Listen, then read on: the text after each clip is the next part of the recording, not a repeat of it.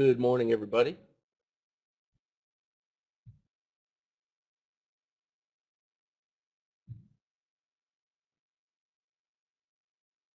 How's everybody doing today?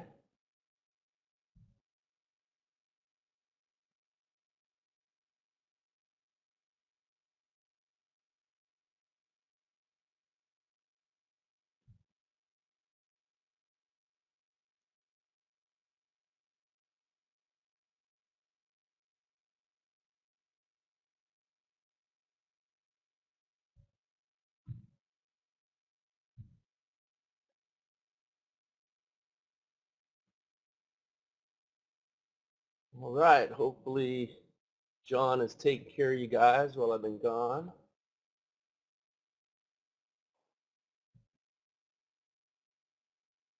So crude oil, I don't know, you guys tell me how you handle this if you're trading crude.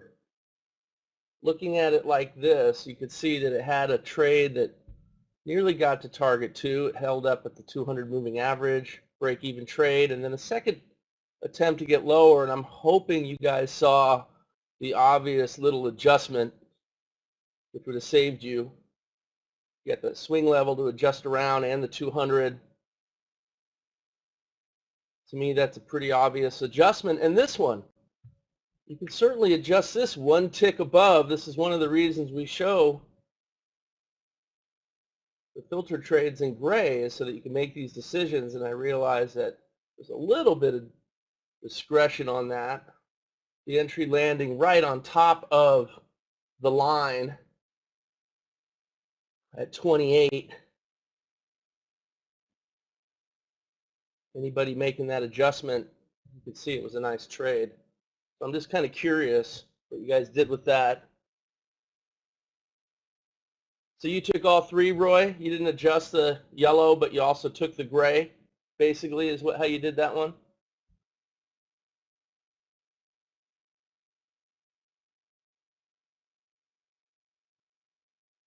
Okay. Yeah, so I mean, either way it worked out good, so I'm happy that that worked for you. I don't like to make big adjustments, but little adjustments this one's pretty obvious to me. Especially you got two reasons to adjust around. You got the swing level and the 200.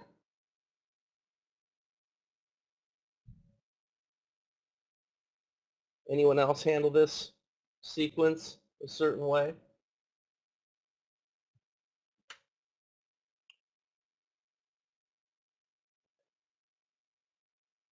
Slow moving euro yen from the European session.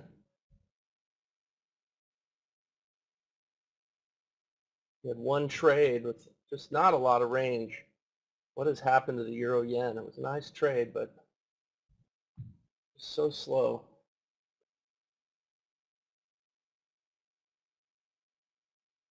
And of course the pound Aussie, on the other hand, pound Aussie with a quick one and done, getting to that 15 pip target and then stopping out. So one and done on the pound Aussie.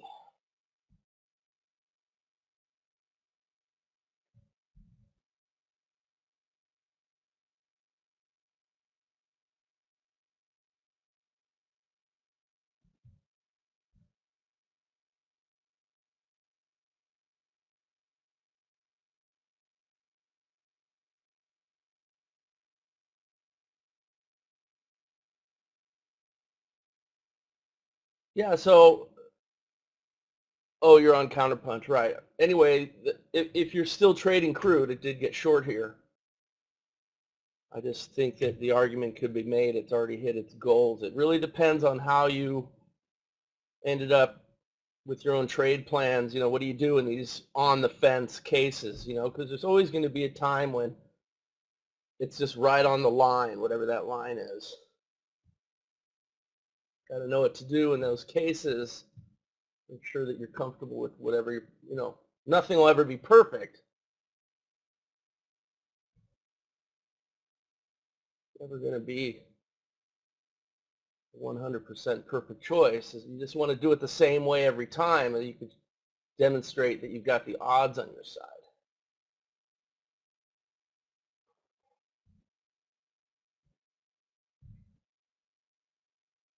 Morning, Dick.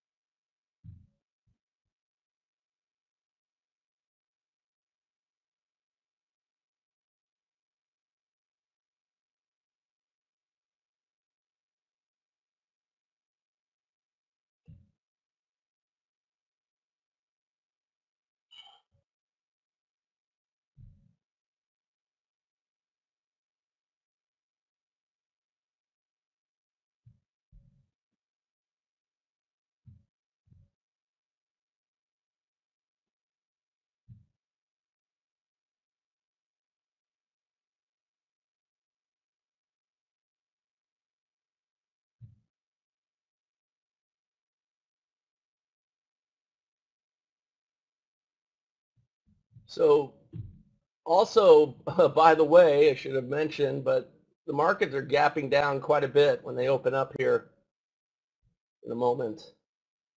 The YM down over 500 points.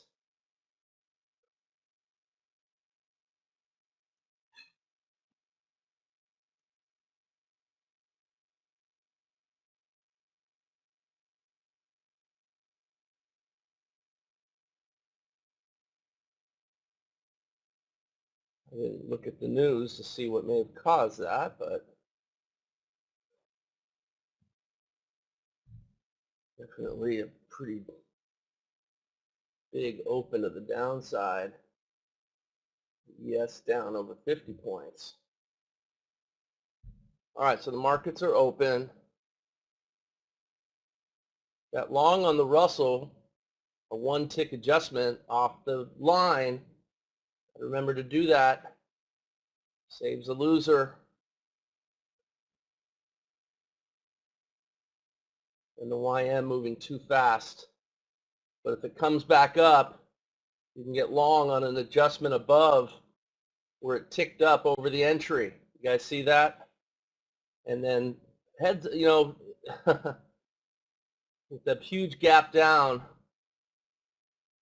markets are a bit volatile. So the YM would be long at 26,018 if it can get higher.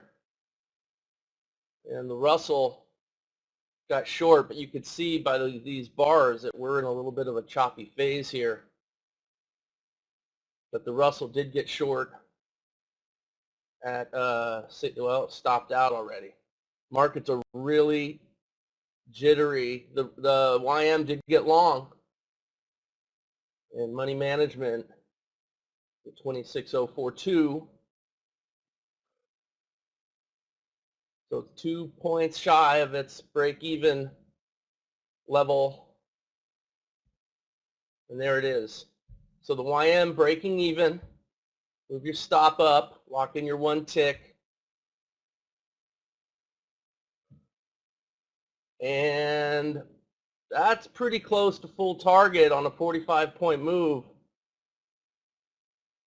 Heads up.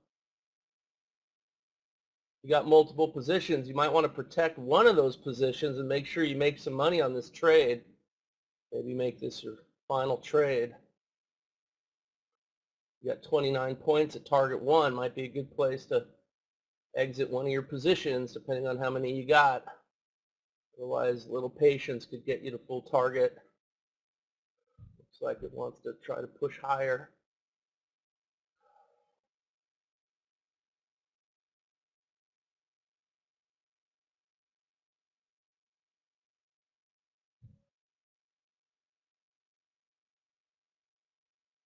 So 95% of the way to full target on the YM. Don't fight over one or two ticks. Trying to get to 61, getting as high as 59. Definitely want to make some money on that trade. The stop is at 19 now. And there it is, full target on the YM.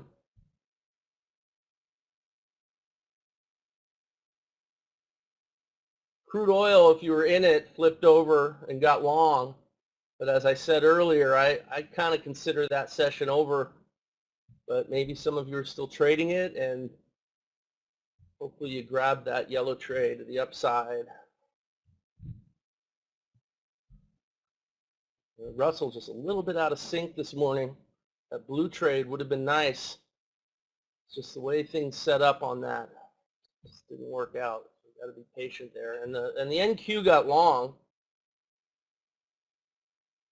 Anyone grab the NQ trade because it's already pushing up towards its second target as well. And that stop is now at 77.10 and a quarter. And the YM's pushing up to target 4. There it is, perfect target 4. And the stop now is at 26.034.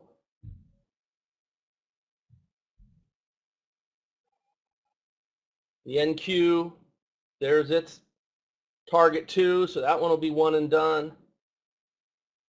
Stop moving to 77.14 and a half.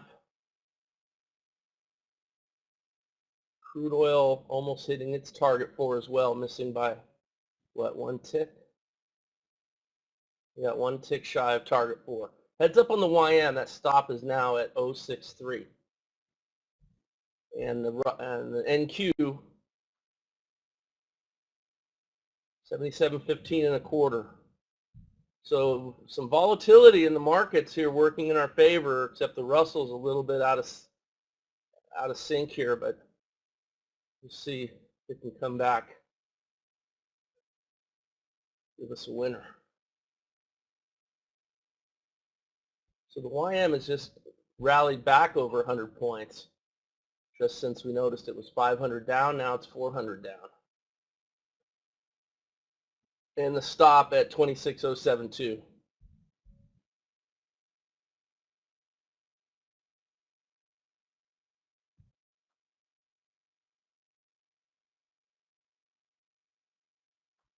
There you go, Paul. Way to go, buddy.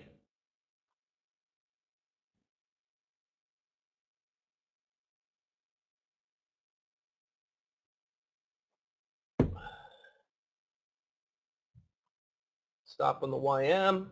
It's moving higher. 0.77. And it looks like the NQ is still hanging in there as well.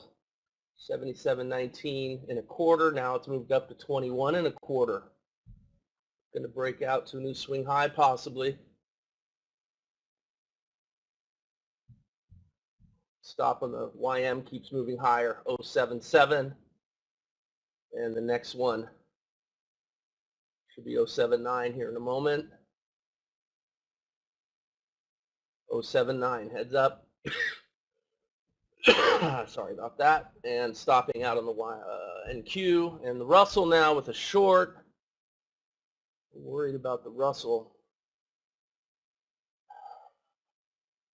Russell short at 1598.3, going to 95.8. Stop is at 1600.6.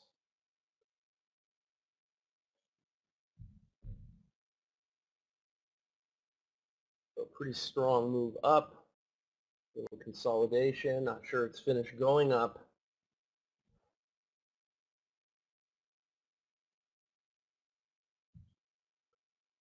Yeah.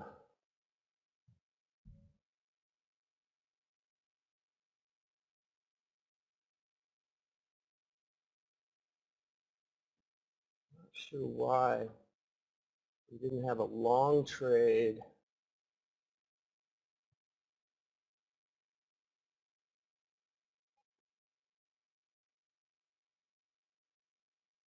On this bar here.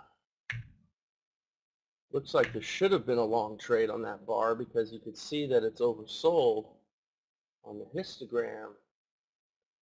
That is strange.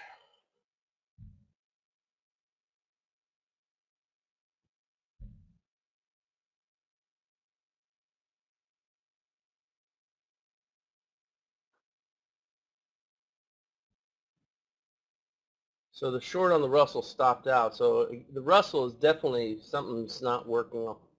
I'm not sure. There should have been a long here.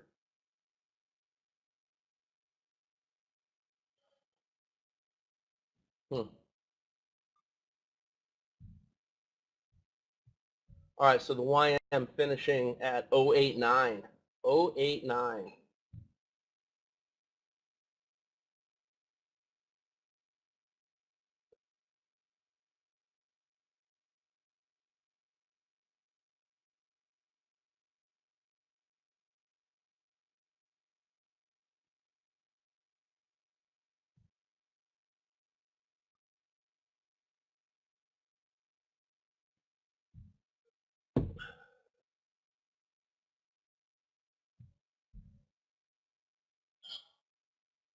I'm curious if anyone got along on the Russell on this bar at 831. Because after your yellow trade, the market got overbought. And that blue bar there closing on that third dot. And also there were some overboughts even earlier. Because here you could see there was a blue trade when this got overbought. So the only way it would cancel is if the pink went up. Yeah, that should be a long, and I'm trying to think if there's something that prevented it.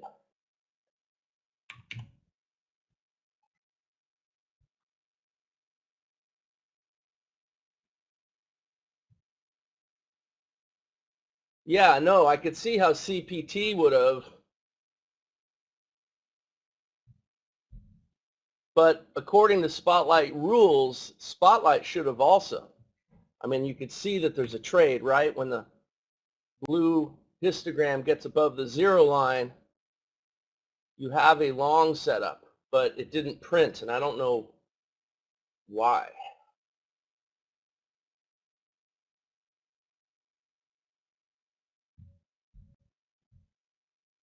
Should have.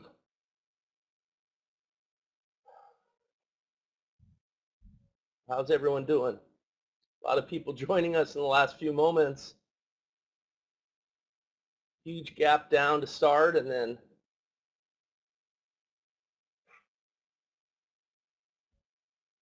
winning on the long side. Yeah, I don't know what to make of the Russell. I really don't. Because after losing on the yellow, the next trade, the long, should have been a power of quitting trade, looks like to me. Small loss on the yellow, 19 ticks. But then the long would have went from 0.2 to, yeah, 2.4, 2.2. Yeah, it would have been marginally, yeah, it should have been a power of quitting trade, but it didn't print. That's kind of disturbing to me.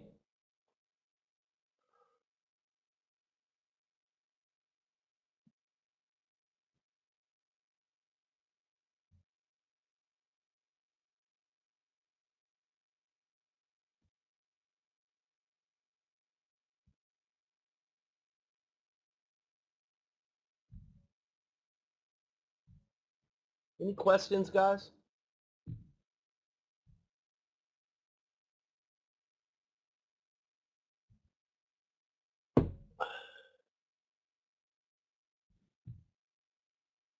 Of course, it makes a case to know the rules. The code is only so smart, but the trade strategy exists beyond the code. You often hear me say that. Knowing the strategy is important to understand how and why it works. If you're just focusing on the Russell, obviously you'd have to train your eye to look at the histogram, which is here for a reason. That's a legit trade, and for whatever reason it didn't print, but it's still part of the strategy. It just didn't print. I wish it did. I don't know why it didn't. Should have. You can see it's overbought in a couple places here, and the yellow trade doesn't cancel that. The pink trade would, but there are no pink bars above the zero line making it overbought. There's only the blue bars. making it oversold, which is what sets up the pink and blue trades, and for whatever reason, I have no idea why that one didn't print. You know how to draw the trade like this, and you spot it and you see it, and perhaps that's certainly a higher level of understanding of the strategy, but that's what we're here for, is to learn that. Vicky, I'm struggling with getting started, entering the info, and dealing with contract changes. I've watched the videos. There it makes sense. Then I go to enter the info and run into issues. Okay, so Vicky, let's kind of deconstruct what you're trying to do and see if I can help you with that. What platform are you using? Using TradeStation or Ninja or what? Okay, Ninja. Yeah, John's the best guy to answer Ninja questions. I'll do my best, but what is it that's holding you up?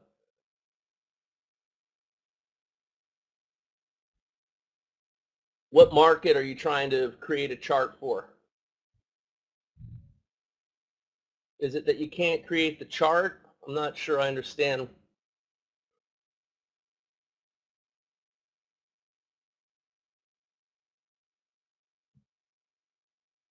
SS. Well, remember with RB, unleaded, that's going to roll over to a new contract every month, just like crude oil.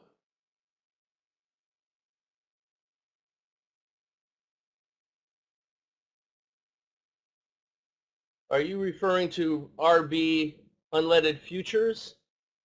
I believe that's when you say you open the spreadsheet. It seems like I just cannot get started. Yeah, and with the spreadsheet, are you referring to the UTA?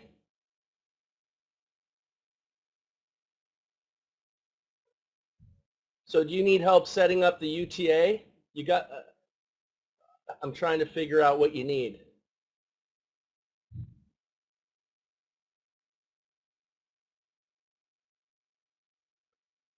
Okay, well, for sure you have to change over your contract right around the 18th, but it's not always on the 18th. So you have to watch volume between the prior contract and the new contract. For example, this week or next week, because it's Friday the 17th, I'm guessing the contract's going to be the new contract, which will be July, on the 20th, Monday, because the 18th is the Saturday. So I suspect we'll stay with the M contract, but we may find out that on Friday the 17th, the volume has already migrated. You should have split volume. I mean, you probably are okay with the M contract, but the volume will split up when it starts migrating, and it always happens right around the 18th, give or take, depending on where it falls on the calendar. But my guess is that you'll be good with the June contract until Friday the 17th, and then on Monday the 20th, you'll need to be in the July contract. And the July contract is N. N as in Nancy. Okay? So as far as the UTA goes, let's see if I have an RB. I don't know if I have one here. Let me look. So my first suggestion to you, Vicky, would be to fast test. Do your fast testing first. You're going to learn so much from fast testing. You always want to fast test before you do the UTA. Okay, and so you have your wins, your losses, and your break-even sessions, right? And when you fast tested, you followed a specific set of rules like start time, power of quitting, X amount of trades, stop time, right? And I'm assuming you use the 20-tick momentum bar. Okay. Right, so I don't think that's a big enough fast test. I mean, if I were you, I would fast test. I mean, I would fast test from the beginning of the year. It's not that many months. You can get a good 4 months up through the current day, up to today. That's what I would do. So you just need to make sure you open up the contracts that you need for each of those. But for me, that'll give you a really good forest, right? And that's what you want. You want to have a really good forest. You know what I mean by that, right?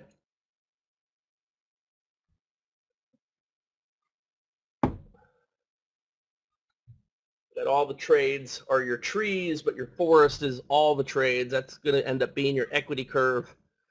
And so that'll give you probably, I don't know, 100 or so trading sessions, give or take, which is the minimum you want for a fast test. And I think that's enough. And then what you should be able to create or identify is about an 80% or more session win rate. That's what you're after, a session win rate. And I see James Mason, are you listening? Because this really applies to you too. I don't know what you've done. I know you're working with the YM and you had some questions. This applies to you as well. So does anyone have any questions about a fast test? Because this is like a real important step, in my opinion. And then the other question I have for you, Vicki, are you planning on using, all right, I'll go over it, James. Are you planning on using any master suite setups like the blue trade, the trade off the 20 SMA? Yes, I am recording this and I'll make it available. So when you're fast testing, you have to make a decision.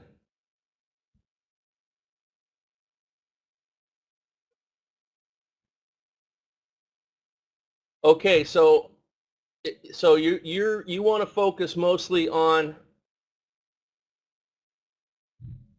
trades off of the moving averages, right? Because the yellow and the blue trade are basically the same, except one's off the 50 and one's off the 20.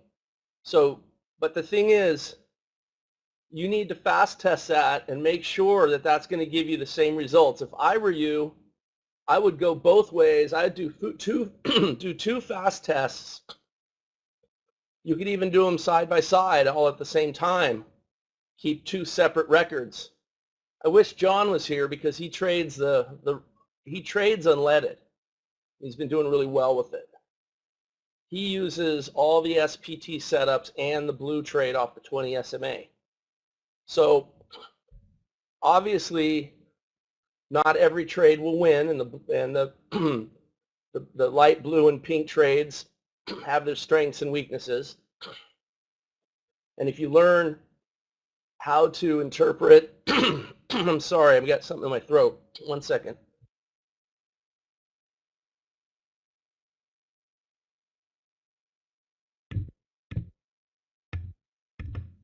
Sorry about that, guys. Just had to get some water. I was saying that the oversold and overbought setups could be extremely profitable. And so I wouldn't just eliminate them until you do your fast testing. You might surprise yourself with what you learn. You could also come up with certain rules that you only use the oversold, overbought setups when the odds are at their best. So we know that when we get to that fourth reversal setup, say the market's going up, up, up, by the time you get to that fourth reversal, your odds are a lot better on those. So maybe you use those trades, or maybe you don't use the ones that are early on in a breakout. The other time that they're really effective is when you have a breakout that fails, it gets past resistance, goes up a little, no follow through, it could lead to a strong move in the opposite direction. Those two setups alone are worth mastering and learning, and that's where the pink and the blue and the green trades could be really, really powerful and excellent. So I wouldn't just shut them down, I would at least do your fast testing and then try to learn how to use those setups. And then you write them in as rules for your trade plan. And this is something you should develop through just observation and learning and looking for those particular situations. And I could show you some examples. We could look for those. When they don't work is when the market is trending strong, and obviously a reversal trade in a trend is going to lose because it's by definition a counter trend, right? A counter trend trade in a trend is not good. What you remember, you want to try to be on the action side of the move, not the reaction. A really good example is you have an action move up, and of course that's a nice trade on a nice blue trade. Here you have it breaking support and failing, no follow through. That's what I mean by, at the time it's happening, remember that bar right there is red down, breaking support on this little swing level here, and it already found resistance. Support becomes resistance on the 200 moving average, so it looks like that wants to go down.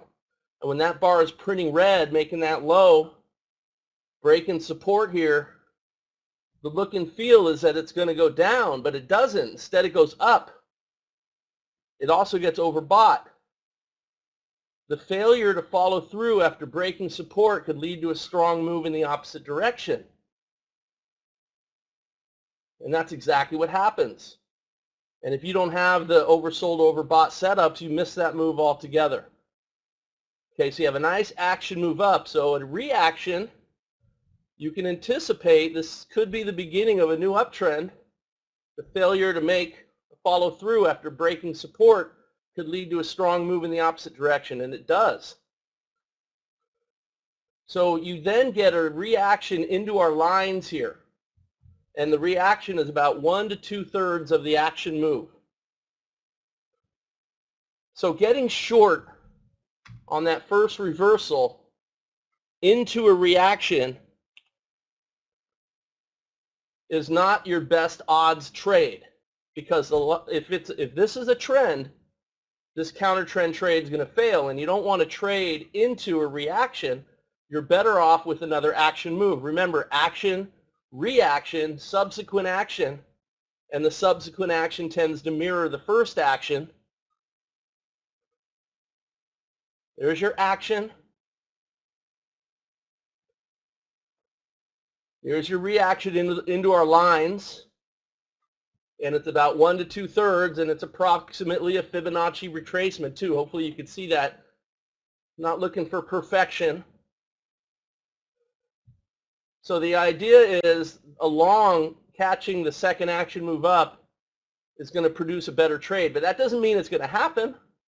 I mean, markets could be choppy or range bound. This could end up being an action move in the opposite direction down, and it will be sometimes, but I don't care because it's the first reversal after it failed to go down. Now it's going up. It's the first reversal, and if this is a trend, I'd rather wait till the fourth reversal,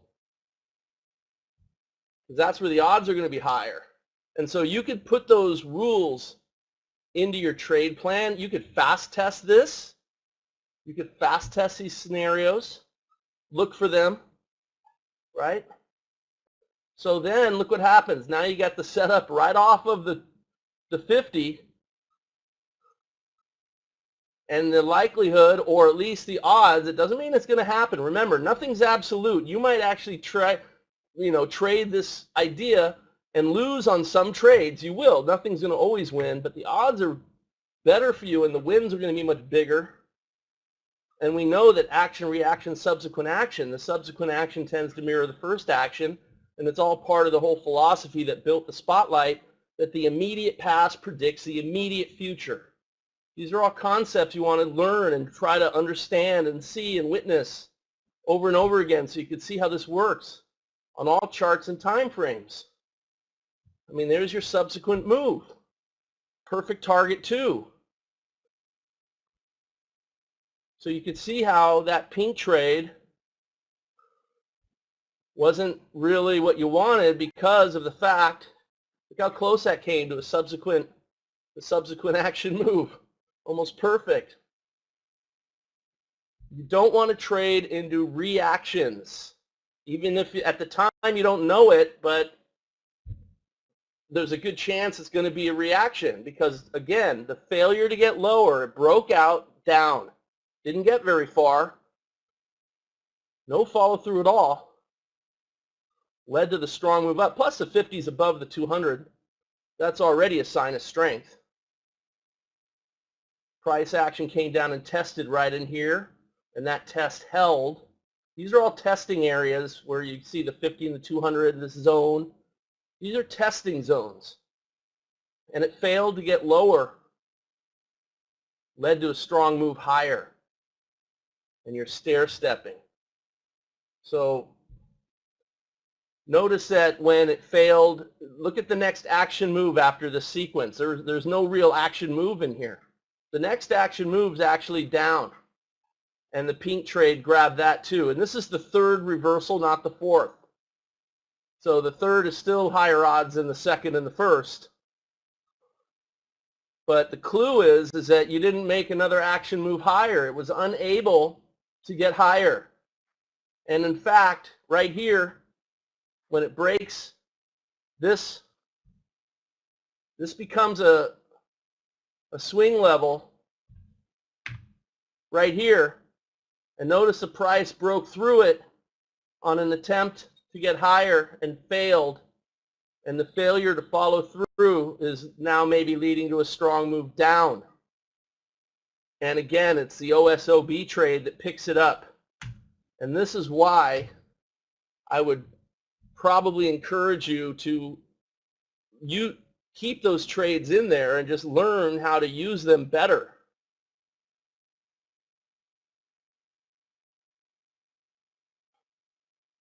So let's say we were going to fast test unleaded, all right, or the YM. Just forget what symbol it is.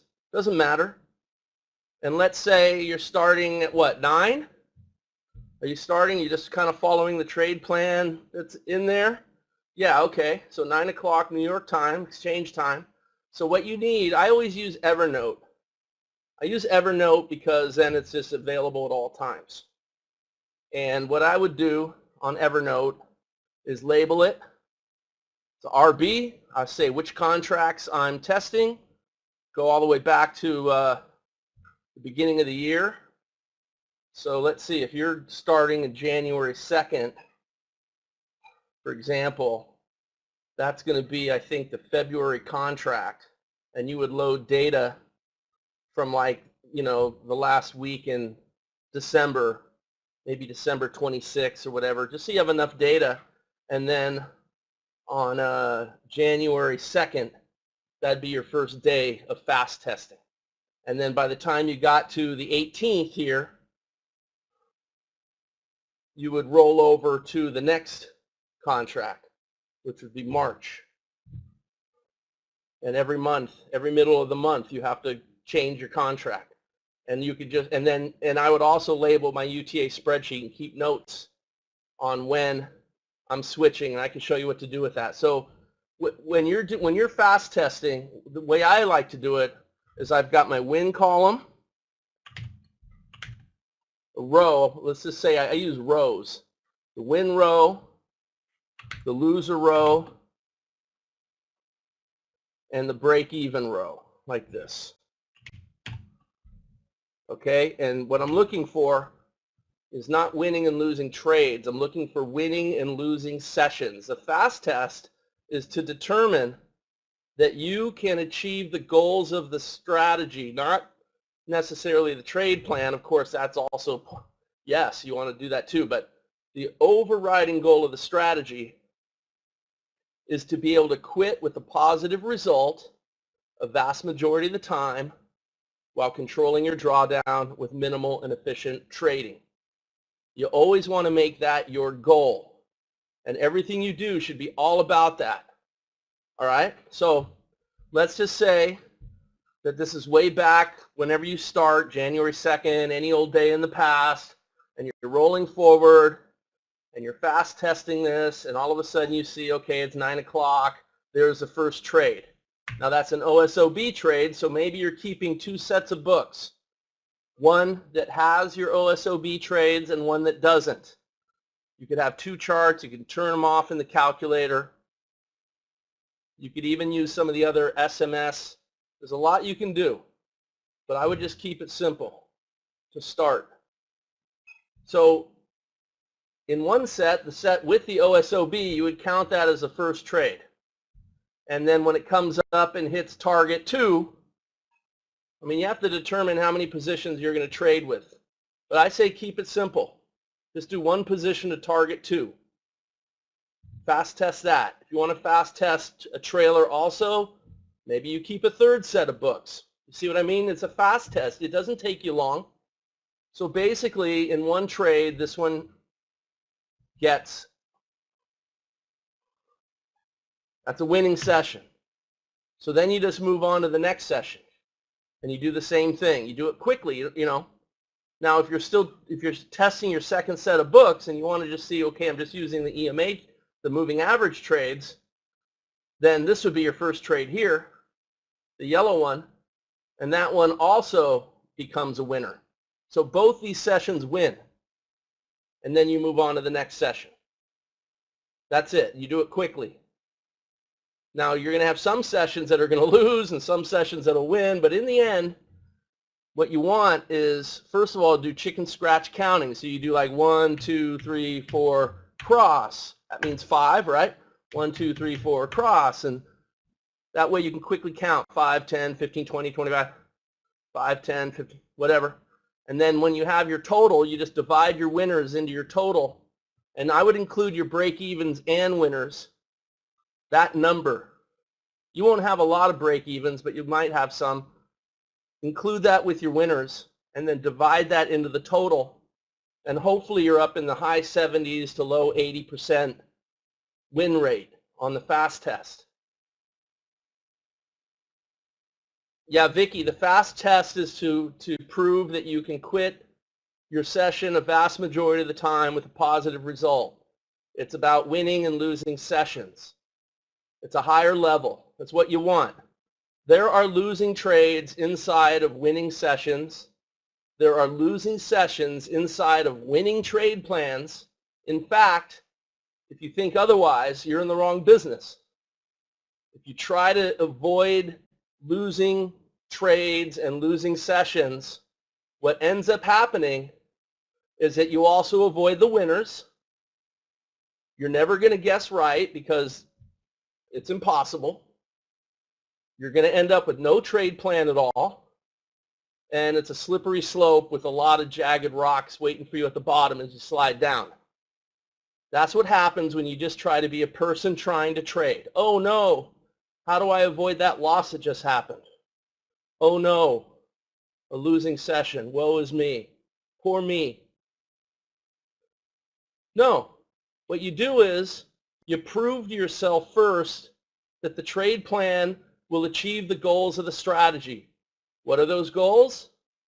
Quitting with a positive result a vast majority of the time while controlling your drawdown with minimal and efficient trading. That's where it all starts. That concept. From that concept, you set out to prove it to yourself, because in the end, if you don't believe it, you're going to fail. If you don't believe it, you're going to resort to being a human being, trying to avoid a loser, trying to avoid that losing session, and in the end, you'll avoid the winners too. You won't even have a trade plan anymore, and you'll be right back where you started, but a lot poorer. And that's what causes traders to fail. And so you have to start from the top and build it properly, create that foundation and that bird's eye point of view so you can see the forest from the trees. There are some trees that will fall, but your forest will grow larger as a result. Trying to divorce losers from winners is a losing proposition. It doesn't work. Everyone tries to do it. They've been trying forever. They'll continue to try forever, and it will never work because no one can control what's going to happen next. All we can do is put the odds on our side and then be real smart with our money management and execution. And so it begins by proving it to yourself first. So if you're not doing a fast test before you do anything else, you're already making a huge mistake. And everything you do will end up being moot because hopefully you'll find your way to this step eventually. But if you do everything else after this and you haven't done this, it's like building a house without a foundation. It's going to crumble. So the fast test is really important. So let's say that you've done your fast test and you either like it or you don't. If you don't like the results of your fast test, you now have seen a lot. First of all, the other thing you want to do when you fast test is don't look forward. Don't cheat. Get used to fast testing where you line up your chart before the start time even happens. So if you're on the YM, it's at 8:30 Central, which is a half hour after unleaded, which is at 9 Eastern, right? You want to go with exchange times in your mind. That way we're all on the same page here in the room because everyone's in a different location, time zone. The exchanges are different time zones. So we always want to be thinking like, okay, our community uses exchange times. So 9 a.m. is the NYMEX for unleaded. 8:30 is the CBOT for out of Chicago for the YM. But you line it up and you don't see what's happening next. And you can see, okay, 9 o'clock here. Now the other thing you could fast test, because you're not going to know the answer to this if you don't fast test it, is should you get in sync or not? Now this is the blue trade, right? This is an SMS trade, a master suite trade, fun with moving averages, I like to call it, off of the 20 SMA, and that's your blue trade there. And if you're getting in sync, you can keep a separate set of books and see how that would result if you want, because that one also got close enough to be considered a full winner. Now what's close enough when you're fast testing? This is one of the rules you need to establish.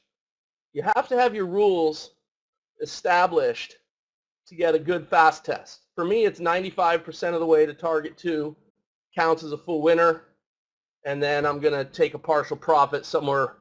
I don't know if I'll go all the way up to target 1. Maybe. I mean, you have to decide that, but for sure you don't need any more when it misses a target by just barely. That's a pretty accurate trade there. You should give the strategy the benefit of the doubt on those. Nothing's perfect. So for me, getting in sync is a winning session. Not getting in sync with OSOBs is a winning session. Not using OSOBs and just using the moving average setups is a winning session. Today won on all 3. It's not going to always be like that. Of course it won't, but today that's just how it turned out. Just think of this as any random day looking back. So again, when you fast testing, go back to some old day you're going to start, and then don't look forward. Move until you see what's coming next.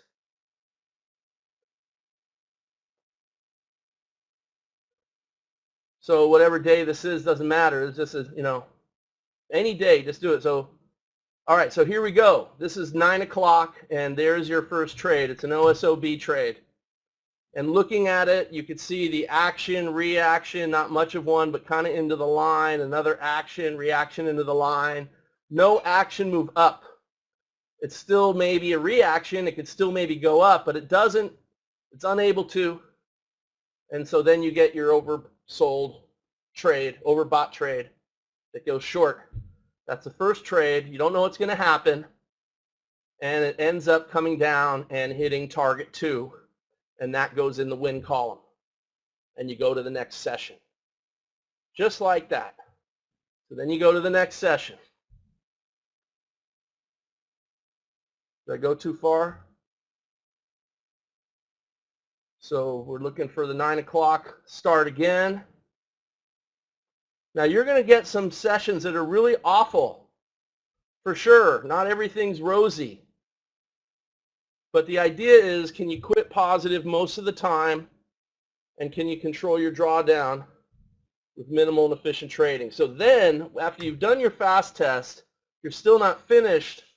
This is just the first step. So that's a break-even trade. You need another one. What's going to happen next? You have a long trade here, and that's another break-even trade. So you've hit power of quitting for sure, and it stops out. So that, to me, goes into the break-even column, the break-even row. And you're done, and now you go to the next session. Didn't lose, didn't win, it's a break-even, right? And that's it. That's how you fast test. So once you fast tested and you like the result, yes, you're quitting a vast majority of the time. Then it's time to dedicate some serious work to your UTA spreadsheet. And this is where you're going to get your epiphanies, your aha moments. Mostly it's going to turn you into a trader because you're going to start experiencing the good, the bad, the ugly, the great. The good, the bad, the ugly, the great. You already know you can quit positive most of the time, but let's face it, if you win on one trade, great, and if you lose on 5 trades, not so great, right? Because it's going to take several more winners to get you to positive again. That's okay. I mean, you will have drawdown where you will not recover in the next day or 3, but you might recover the following week. That's trading. That's going to happen. The point is that once you start doing your UTA work, you're going to be looking at certain situations on the chart, and you're going to see, oh yeah, I remember, okay, that was that first reversal in the face of a strong trend. It was a reaction. No wonder it lost. Maybe we don't want to do that. We should do what Troy said and just use the OSOB trades when you could see that the trend has faltered. The breakout to the upside or the downside has no follow-through, which could lead to a strong move in the opposite direction. Or it's a 4th reversal. And the 4th reversal may still lose. It might be the 6th reversal that ultimately ends up winning. That'll happen once in a while on a strong, strong trend. But that's more rare, but it will happen. Doesn't mean it's not the right trade to go long on a 4th reversal after a short trend. It still loses. That doesn't mean you made a mistake. It's just a trade that loses. The odds are still better. But the point is that when you start living with this win-loss column and you're putting in trades and you're like, oh my God, this hurts, that's going to force you to hopefully remove yourself psychologically, because in the end you want to be able to look back at all these trades and see if there is a positive result or not. I don't remember what strategy this is. Pink, blue, this might be, yeah, this is probably Spotlight. So, I mean, look, can you live through some ugliness in here? I mean, when you drill down into this little section right here, you're going to be taking a little bit of drawdown, but look how it recovers. What about from here to here, this whole little section here? That's a lot of time where you're not making any progress. And you could be a human being, try to survive that, and you're going to be like, man, I'm just wasting my time. I better chase the next hot thing because this thing isn't working. And as soon as you quit is when you miss out. Here's another section where you don't make any progress and all of a sudden it explodes. Every business has its slow period, right? I mean, you're going to be in some business, who knows what, and there's a period of time where you're just not making any money. And you're still paying your employees, you're still paying the rent. But you don't just quit. You realize that the business comes, and when it comes is when you make all your money. Trading's like that too. But when you're able to prove to yourself, this is your forest, right? Inside of the forest, there's some trees that fall.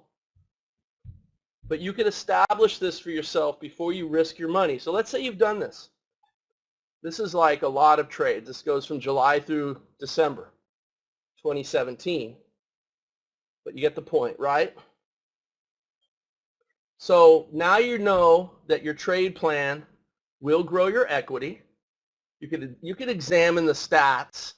You know, the good thing about the UTA is that you could see your stats. This is making $62 per position average after all wins and losses. That's huge. It's winning more than 2/3. It's got a 2.29 profit factor. It's all good stuff. Beautiful. It's all great. You could also see what would happen if you apply money management. Like if you're doing, first of all, I've got all 5 positions here because I'm looking at target 1, target 2, target 3, target 4, and trail. When you have all this information, you can then decide you're only going to trade 1 or 2 positions. You don't have to trade all 5, but now you have the data and you can look at it. So you can go to, for example, expand view, trade setups. Make this a little smaller. So now you can see target 1 makes $57 a contract on average. But target 3, target 2, target 4, trailer, they're all about the same. None of them really outproduces the other. So you can make an argument to only trade to target 2 and nothing else and just keep your life simple. And you'll make just as much money. Because it says so right here. And you might even want to do a second contract and go to target 1 and target 2. You can do that. Because then on those two on your break-even sessions, you'll have probably some winning sessions. But you don't have to do that. But you can. It's just that the losers are a little bigger on a ratio with target 1. Target 2 will always give you the better risk-reward ratio. But there's no reason to make things complicated and trade multiple positions to different targets, especially if you have to stop and reverse. It gets a little tricky. You can keep it real simple and just trade to target 2 and nothing else and do just as well as if you had multiple exits based on this spreadsheet. So that's a major piece of information that you learn from this. Now, things may have changed. This is back in 2017, but I suspect it hasn't. We see how unleaded still trades exactly the same way today as it did back then. Nothing's really changed. So then let's say you want to trade just to target 2 and you want to see what would happen if you risk 2%. Now you're going to have a spreadsheet that only has target 2. So you could either sort, basically this is where the UTA is a little bit deficient, because in order to lift out all the target 2 trades, I don't know that you really can. It would be really hard to do. You can copy and paste on a new sheet. So if you think that based on this knowledge you're only going to do target 2, then maybe you keep another UTA spreadsheet with just the 1 target 2 exit and not all 5. And the reason why is this. Let's just pretend, okay, we're going to go to all 5 exits. And we want to see what would happen if we put 0.5% on each of the 5. So that's going to be a 2.5% risk, right, on target 1, target 2, target 3, target 4, and trail. 0.5% each, 2.5% total. You can click on this button here. Well, it's asking me to save it first. And then you can go ahead and run and see how the account would grow with fixed fractional money management. 2.5% on every trade. That's increasing your position as you grow your account, decreasing your position as you draw down based on 2.5%, based on a $5.50 round turn commission, and about 3 ticks of slippage on average coming and going. That's also built into this. So when you run it, oh, and it's also based on the average losing trade, which is right here. And you could select what that is, but it shows you what it is right here, 149. So then it's going to run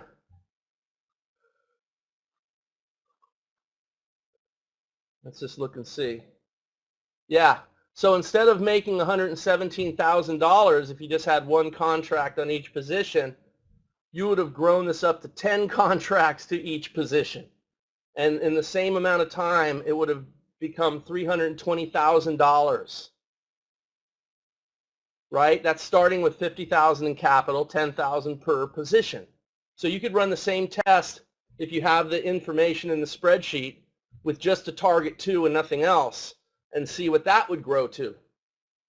It depends on how you use your spreadsheet. But this is the power of the UTA. This is the power of the forest from the trees.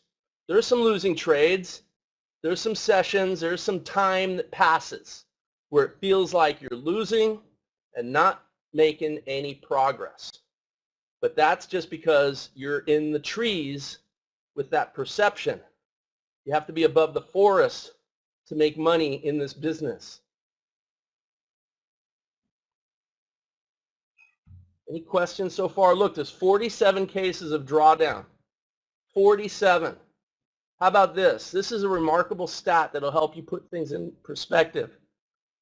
It says here that 75% of the time you are in drawdown. Now, if you think about it, that's a remarkable stat. Any idea why? Anybody? This is the interactive part of the lesson. Why is that remarkable? Think about what drawdown is. How realistic is it to make a new all-time equity high 100% of the time?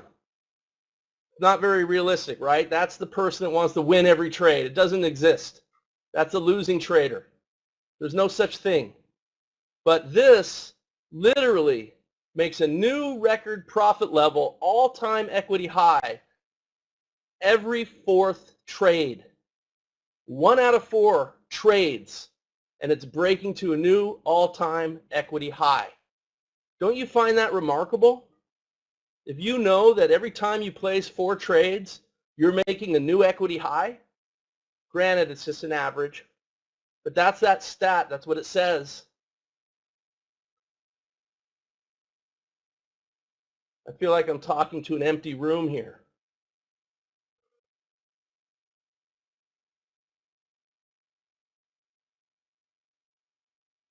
I'm going to show you that, Vicky. That's easy. I'll show you that. But you can see that that's a pretty remarkable stat, can't you? If you can make a new equity high 1 out of 4 trades, and we're talking about a lot of trades. I mean, there's 1,700 rows of trades. Is that a, yeah, there you go, Rafat. Yeah, I mean, maybe it takes a little time for it to sink in. It should, actually. This is what I mean by epiphanies. This is what I mean by those aha moments. That's why this is such important work. It means every 4th trade you're making a new equity high. Just think about that. I'm getting goosebumps. I mean, I literally have goosebumps all over my arms right now. You should too. If you don't, you know, put a mirror in front of your mouth and make sure it fogs, because I'm checking the pulse on you guys. If you're not doing this kind of work, when you have this at your disposal, and this is part of the training, this is actually the most important part of the training, and you're not doing it, what are you doing?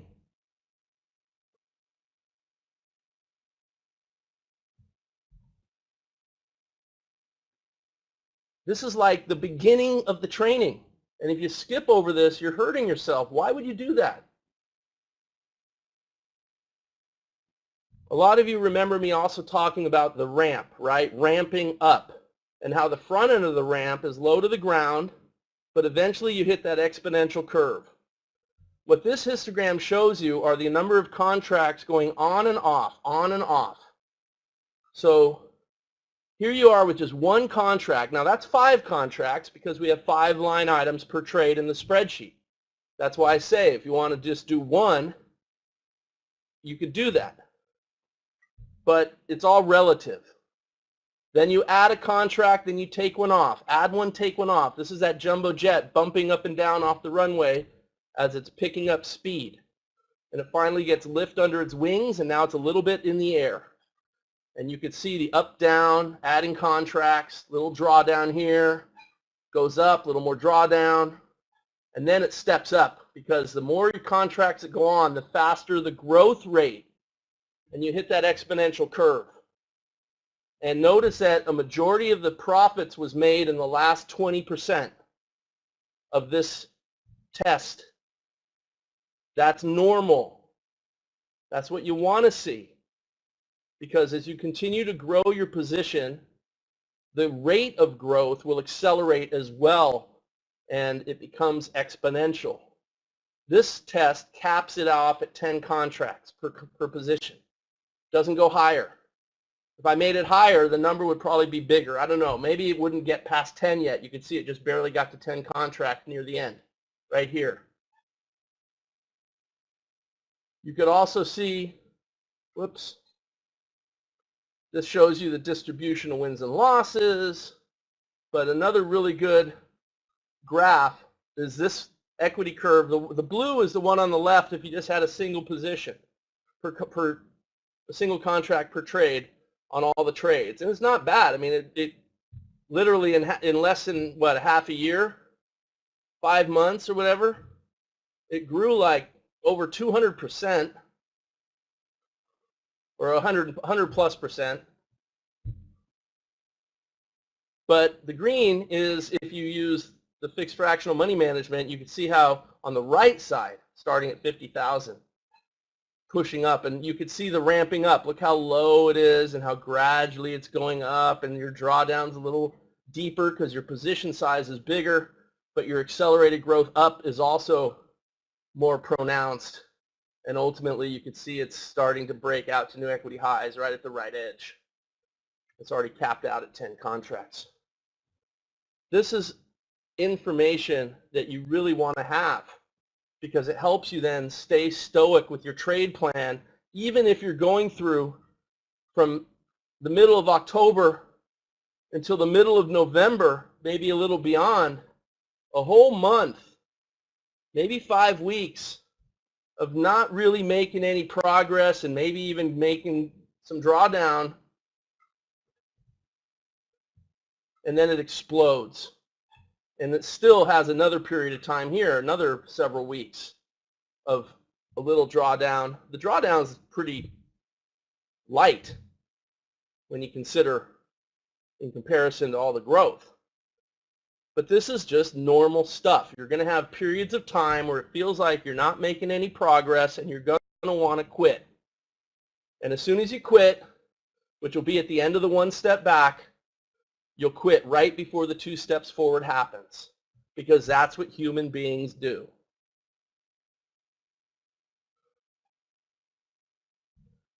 Vicki, if you click on Expand View, and then you click up here on the Trade Setup Summary, and it opens up, if you scroll over to the right, you have a little place to write some notes on each line item. I know it's kind of hidden, it's a pain, but it's there.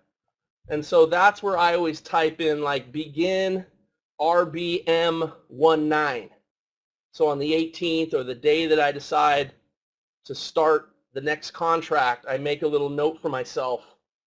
And how many times have I ever looked at those notes? I don't even think I ever have. But they're there in case you want to see. You might want to make sure you did remember to roll over. Maybe you rolled over 2 days too early, 2 days too late, or whatever. And those will just be blips on the radar screen regardless anyway, when you have enough data in there. But that's what I do. Row 29, does that tell us what information to put in each column? No, row 29 is already blocked out. If you should be using the new version of the UTA. There is no row 29. It's hidden. And the reason why is because row 29 has all the formulas that all the rows below it need. And so if for whatever reason you screw up your spreadsheet, you could hit the refresh formula button and it will copy all the formulas in row 29, which is hidden from sight, and it will paste it all the way down so that you get your formulas correct. Yeah, so that's a good question too. Let me just step away for 2 minutes. I'll be right back, and then I will answer that.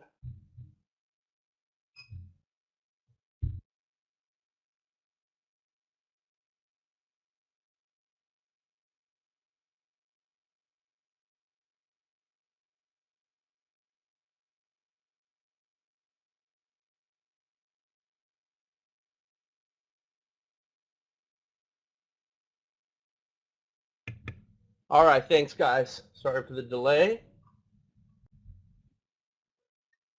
Let me ask you guys, I see some people in here that have been in here for several years, some that are newer. How many of you that are present, that are paying attention, have seen this demonstration before? I know a few of you would probably say, I have, if you're listening. Yes, thank you, Rafat, Barry. Right, a number of you have seen this. Good. And I know that there are those of you that are seeing this for the first time. So maybe I haven't done this as often enough as I should. Because this is super important. This is like this is the most important stuff.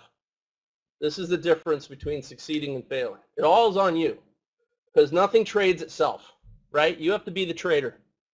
All the trade decisions come from you at the right edge, looking out into darkness, at the lonely, awesome, high responsibility position to be in. Even if it's just you that's going to be affected by the outcome, you and your family. It's not like me where I've got to take care of all of you. But it's still an awesome responsibility when you place a trade, right? And it's lonely and it's scary, but it doesn't have to be. And this is the medicine. This is what you need to eliminate the fear, eliminate the psychological stuff that haunts a person who doesn't want to become extinct deep down primally, causing you to do everything wrong. The net result being a self-fulfilling prophecy where you do become extinct as a trader because you're trying not to become extinct as a trader. You see how that works? You can't just be a person trying to trade. You really need to elevate and just be the captain of your ship. Be the CEO of your trading business. This is where you establish your SOP, your standard operating procedures. You prove it to yourself first, and you then elevate to the highest level.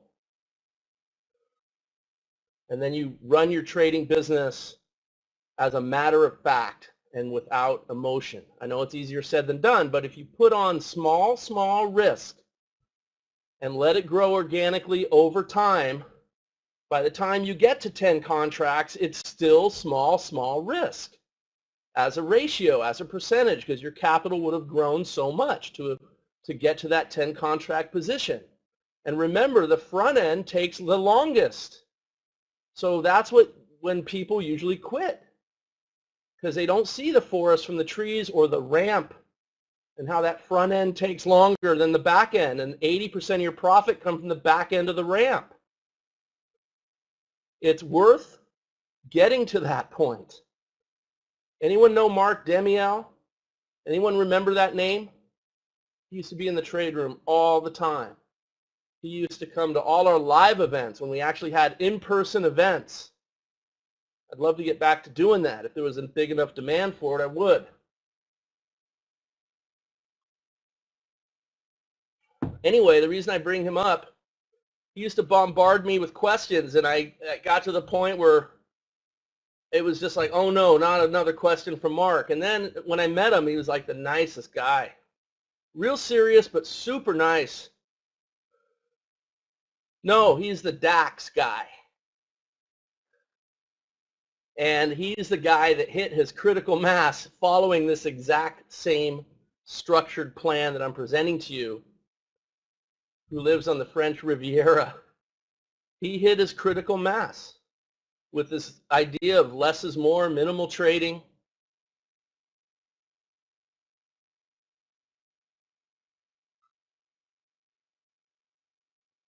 Yeah, Rafat, we'll look at that in a second, okay? I'll show you how to double check that you got the right one. All right, so anyway, I bring that up because you guys should really focus on the stuff that's going to make you successful. So this is part of it. We haven't even gotten to what comes after this, but I'll tell you that in a moment, but you should probably know it already anyway. But all right, so anyway, Vicky, if you're going to just do target 2, one contract, and that's it, which is probably what you should do, because you just saw how over hundreds of trades, the average profit per trade is the same. So why complicate your life? The average net profit is all wins and losses. And if it was significantly different, you might consider a different approach. But it's not significantly different. We just saw how they're all basically the same. If you make $50 a contract net, and you start with $20,000, and you're making $50 average net profit per contract per trade, by the end of 2 years, if you're putting on 2% risk, you could start, actually take you 4 or 5 months, maybe a little less, you start paying yourself $1,000 a month. And then in about half the time it took to get to that, you give yourself a raise to $2,000. You'll get to $3,000 a month faster still. By the time you get to the end of 2 years, you will be making $10,000 a month income and have $250,000 in your trade account. If you could average $10 net, $50 average net profit, all wins and losses per contract per trade. We just saw how this is making $62 average net. That's what, 20 plus % more than $50 average net. That's remarkable. That doesn't mean you have to start with 20 grand. It doesn't mean you have to pay yourself like that. I'm just saying it's a good frame of reference. Maybe because on the Dow E-mini or the Russell, you got to consider 2 contracts instead of 1 contract, because there's only $5 per tick on the Russell. It used to be 10. They cut it in half. The Dow's only $5 a point. Maybe you have to consider a 2 contract trade for that $50 average net. I don't know. It's all relative, but it helps you put things in context. So what you need to put in the UTA is the date, the session, the time. I always do the time of the setup. Just keep it uniform. Let's say there's a setup at 8:58, but it doesn't trigger in until 9. I would count that trade. But I would put 9 as the start time, and that would be what I would put here. Or you could put 8:58 if you would just want to see. Doesn't really matter as long as you do it the same way so that you have good information. All right, then for long trades, right here is where you put the entry. Right here is where you put the exit. And for short trades, and it says right up here, long buy, long sell, sell short, cover short. So this is where you put your entry to go short. That's where you put your cover, where you get out, your exit. And then right here you label the setup type. Now, if you're only doing target 2 and nothing else, instead of labeling it target 2, you could set this up so that you could label it pink, blue, or you can go OSOB, yellow, dark blue. You can call this the trade setups. You don't have to, I'm doing it as exits, right? I'm testing target 1, target 2, target 3, target 4, and trail to see what my numbers are. But if you don't have to do that, you can instead, see, I label the trades over here. This is like just a information column. I don't get stats on this column. But I could instead hit the edit button here, hit the change button here, and then I could put in pink, light blue, dark blue, yellow, whatever, and you could change it. And you could label in column I the setup type instead of the exit type. Because the reason why is target I is where you're going to get statistics from that target. And so if you're only exiting at target 2 and you really want to see how effective each setup is, the UTA will tell you that. You just have to ask for the information and set it up so that you get that information back. So it's really powerful. And then these are just additional labels. So you don't really get stats on column J or K or C. Those are just informational labels. You do get stats on column I, so it's really careful. Be really careful in what you want to find out. You want to test the setup type instead of the setup exit. Do it in column I. And then column B is interesting too, because this will give you stats between the morning, the afternoon, and any other session. So if you wanted to test pre-market, afternoon, depending on if you're doing Forex or some other, maybe you're doing oil in the afternoon, you want to know, column B will give you some stats on that. And then you always skip a line between dates. And if you want to subtotal a week, you put your subtotal here, week, and it'll subtotal all the way up to the last time you had a week label. So every week you can subtotal if you want. And if you subtotal by month, the month doesn't really work that well, because then it only looks up to the last weekly subtotal. So the only way to subtotal by month is you have to remove all the weekly and then put month. So I don't usually use month. You could, but I use month when I'm doing like a swing trade spreadsheet. But anyway, get your weekly subtotals like that. So that's a pretty important column. Okay, and that's basically it. The UTA is going to tell you what you ask. Make sure you ask the right questions, and then, oh yeah, up here you want to put your dollars per point. So this is using 4 decimals. So you got to make sure you click on the decimal button and type in 4, unless you don't use any decimals. If you want to remove the decimal altogether, put in 0. But if you remove the decimal, then you have to change the dollar per point to $4.20. And that's a good idea, because it's 1 less keystroke. It's 2 less keystrokes for every trade. That adds up. But if you do put in the decimal, then you want the full point total is $42,000, right? Because it's 4 decimals. $4.20 a tick. So this is where you set that up, right up in here. And then here you can put your starting capital. Here you can put the total number of contracts that you'll allow it to trade to. And that's the number that gets drawn when you expand, when you show stats. In this section in here is how you do the fixed fractional. So you want to make sure you set this to the average losing trade. Set your costs. What's your round turn commission? What's a typical slippage number? And how much do you want to risk per trade? If you're just doing a single contract, or a single exit at target 2, you would put in, what, 2%, I think, would be the right number.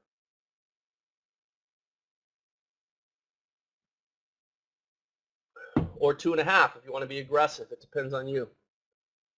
With these kind of stats, you might be able to substantiate an extra 0.5%. So another thing is I'm going to show you, in case you don't have this, but there's a link where you can see all the UTA training. You have that link? Because that's pretty important. You can go through all the training that teaches you all the virtues and things you can do with the UTA. Let me give you the link to that training. It's old. Remember, this is old stuff. I don't know what happened to the programmer. We were able to update it so that it works across more Excel versions. So this is the training from the old UTA, but it still applies to this one, like 95% of it. So if you click on this link, it's going to open up this page here. And this is where you're going to get all the training on how to use the UTA. And there's a lot of good stuff in here. This is worth learning. The UTA is so powerful. It's such a resource. Doesn't matter what strategy you use. The UTA is priceless. It's the difference between success and failure for most of you, in my opinion. But you start with the fast test, because the UTA takes time. And to economize your time, Fast test first. Prove that you can quit with a positive result most of the time, most of your sessions, which is our goal. And you might even fast test a number of different symbols. Maybe you fast test the YM, the RTY, crude, RB. Fast testing is something you can do fast. That's why it's called a fast test. Let the cream rise. Or you can do different time frames. Maybe you try RB, some other, not 20 ticks. Maybe you try something else. But if you're going to do that, then start with the 3-step sniff test, right? The fast testing is the 3rd step. The first step is you look and see, are there enough trades in a session? You can easily look at 5 or 10 sessions on a particular chart. Maybe you do a faster one or a slower one and ask yourself that question, are there enough trades in a session? The second question is, are the trades an appropriate size?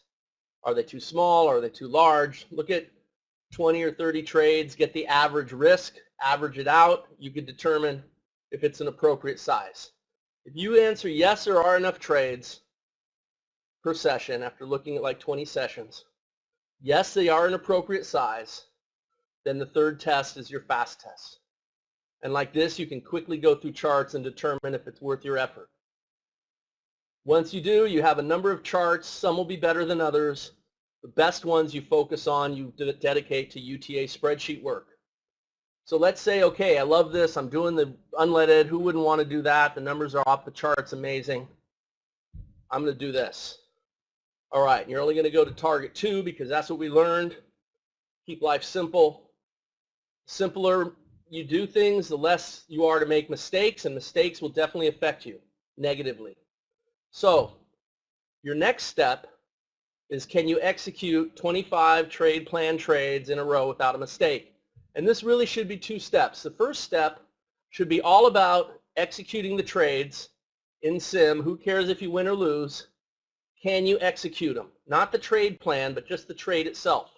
And so you go through for like a week executing trades, placing trades, canceling trades, putting in stop and reversals, canceling stop and reversals, trading on the dome, trading on the chart, trading with stop limit orders, trading with stop market orders.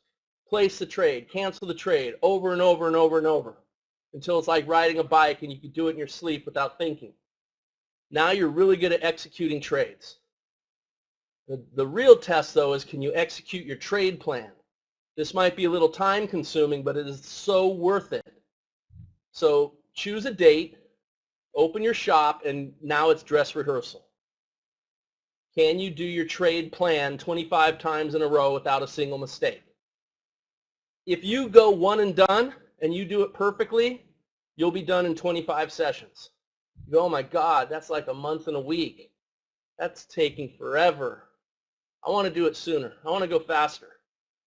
All those decisions are going to end up resulting in how you succeed or fail going forward. To dedicate a few months to run your trade plan properly and perfectly so that for the rest of your life, you can run that trade plan from a higher point of view with no psychological issues where you get out of your own way and you're not some person trying to trade. You've practiced now being the CEO of your trading business, and you could do it perfectly, and you've proven it with 25 in a row without a mistake, 25 trade plan trades in a row. If you make a mistake on 23, you start over.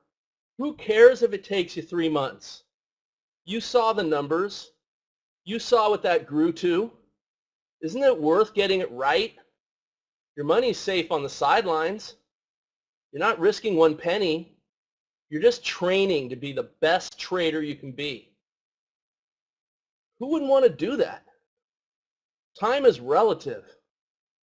You can quickly get to this and go faster and lose your money even though you have a winning trade plan. Who wants to do that? Anyone? Hands? But Pete's 3 months into it, and it's going to pay off for Pete. And he's been interacting with me the whole time. But Pete's doing it right. Because when he puts in all that front-end work, it's going to pay off. He'll be a master trader. He'll be the CEO of his trading business. Here's the thing. If you find that hard to grasp, imagine if you started any other business. Any business, you name it. How much time do you have to put into that business getting the pre-production right before you open your doors to the public? And then how long will it be until you get to profitability? It doesn't happen tomorrow. It doesn't happen overnight. I'm giving you the keys to the kingdom. This is the blueprint to success. Who wouldn't want to do this? Who cares if it takes a few months? Really? A few months? There you go, Paul. The thing is, you have a chance to get it right, and the rewards are freedom for you and your family. The rewards are vast, and it's worth doing it the right way the first time. Because if you skip any of these steps, you're going to come right back to square one, and you're going to wish you didn't skip the steps. And then you'll have to come to the conclusion whether you're going to do it right this time or continue to make the same mistakes going forward.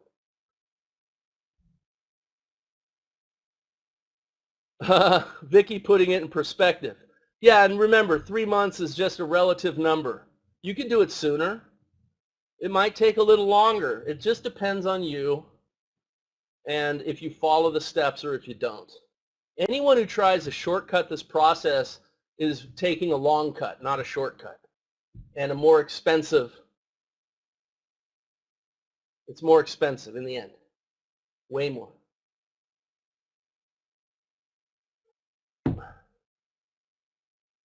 So here's the thing, and James, you've been awfully quiet, and I hope this is making sense to you too, because this substitute the RB with the YM. The YM produces, but you're going to go through periods of where it doesn't feel like it is. The YM has its cycles like any other market. They all do. There's no escaping it. It's what we do. It's trading. So here's the thing. None of this is going to work. None of it. If you don't get the very first step right, the very first 3 steps. The first step is through process of elimination, determining what's the appropriate market for you. It could be the YM, maybe not, probably is, there's nothing wrong with it. It may not be right for some. A lot of it is eliminating what you shouldn't trade and seeing what's left over. And then maybe fast testing a number of them and let the cream rise and then decide. But the step after that is the most important of all, and it's this. It's coming to grips and being brutally honest with yourself as to why you're trading in the first place. Because what I hear from a lot of people is they want to make money. And so in their mind, making money means avoiding losing trades. And I'm here to tell you, making money does not mean avoiding losing trades. Avoiding losing trades means avoiding losing trades. It's the wrong reason to trade. If you're trading to avoid losing trades, you're going to end up losing. It's counterintuitive, but that's just the way it works, because that's not the right reason to trade. The right reason to trade is making money, and that's growing the equity in your account. There are losing trades inside of every winning trade plan. That's a 100% fact. 100%. And so just think this through. Let's deconstruct this for a second. If you're trading to avoid losing trades, you're automatically not trading to make money, because there are losing trades inside of winning trade plans. And if you're trading to make money, you trade through it and you make money. If you're trading to avoid losing trades, you're going to end up avoiding winners too. You're going to end up without a trade plan at all and a lot poorer as a result. So the market gives you what you ask for. You better be careful you're asking the right questions, and it's not from your intellect. You're smart enough to know this and see this. It's from your actions. It's what you do. If you're freaking out because the trade loses, or you're just not making any progress over the last 3 or 4 weeks, or you have a bad day and it took you a week to get to break even and blah, blah, blah. You're running your business and sometimes that happens.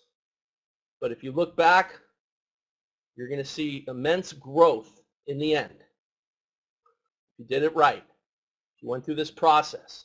So are you trading to make money, or are you trading not to lose trades? You got to be honest with yourself, or you're not going to come up with the right answer. You're going to think you are, but then your actions are going to prove otherwise, and you're not going to understand why you're failing. And by the way, this is the step before fast testing. It's a step before any of the stuff I just showed you, but it all boils down to your own commitment to yourself. Vicky says, in column E, I put the long entry point, and in column F, I put where the position exited, right? Yes. And if you forget, you'll see it in rows 19 and 20. That kind of tells you date, trading session, targets, use military time. Long, that's your entry buy. There's your entry, your long exit. Next is your short entry, your short exit. I have the wrong version in TS. How do I put the newest version in? Okay, let's look at that. You're talking about Spotlight, James? Okay, and I think Rafat had that question too, right? All right, let's get to that. Are there any questions about anything we've covered up to this point? And then we're going to look and see and make sure that everyone's got the right indicators. Does anybody have any comments, questions, anything they'd like to add? Do you guys see the importance of doing this right from the very first step going forward? If you're not secure as to why you're trading, you're screwed, period. Even if you think you know why you're trading, if you're not judging yourself by your actions to prove that you're truly trading for the right reason because your actions reflect it, you're screwed. It really requires some brutal honesty with the person in the mirror staring back at you. Because if you're truly trading to make money, there's only one way to accomplish that, and it's the results of your proven trade plan that you've proven to yourself, which is what this entire session we've been talking about is all about. It's the only way. That's why this is so important, that you put the information in step by step, trade by trade, at the right edge of your chart, not looking forward, not cheating, living with the win-loss column, feeling the acid reflux on the ugly days, but forging forward and witnessing the equity grow and grow despite all those Rolaids you had to swallow. Eventually you won't need them anymore. Vicky says, so theoretically I could delete all the rows except T2 and T3 if I wanted to focus on targets 2 and 3. It's not that you would delete them, Vicky, you would just only enter targets 2 and 3. But what I'm trying to explain to you, and you could learn this on your own if you want, but all you have to do is look at the stats and see that target 3 produces what, 20, 30 cents more than target 2? I wouldn't do that. I wouldn't even bother with it. It's all about your average net profit. And if you try to stop and reverse with 2 targets and you're constantly trying to move them and flip them and slide them and put them in the right place, and then you got to cancel the stop and reverse, put on another one if it happens. If I were you, I wouldn't do it. I'd go to target 2 and nothing else. You will make just as much money. That's the whole point. So why do you want to work harder and give you more opportunities to make mistakes? Just my opinion. For this contract, yes, I was just trying to make sure I understood the spread. Yes, okay, good. I would actually, yeah, you would increase the lot size on target. Yes, exactly right.